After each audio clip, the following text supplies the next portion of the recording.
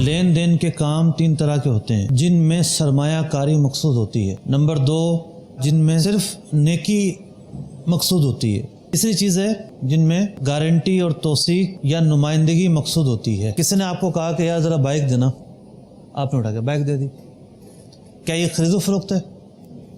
کیا ہے یہ تین قسمیں میں نے بیان کی ہیں، ان میں سے کس میں آئے گا؟ یہ دوسری میں آئے گا نا، کیونکہ اس کا مقصود نفع کمانا نہیں ہے، بلکہ یہ اس کا نام ہے عاریت پر دینا. ایک پیسے ادھار دیے جاتے ہیں اور ایک چیز ادھار دی جاتی ہے. دونوں کے ناموں میں اور دونوں کے حکموں میں فرق ہے. پیسے ادھار دیے جائیں تو قرض کہتے ہیں. کیا کہتے ہیں؟ ہاں. اور چیز ادھار دی جائے تو اسے عاریت کہتے ہیں. کیا کہتے ہیں؟ دونوں کے حکموں میں فرق کیا ہے؟ فرق یہ ہے کہ جو چیز عاریت میں لی جاتی ہے اس کو باقی رکھنا ضروری ہے.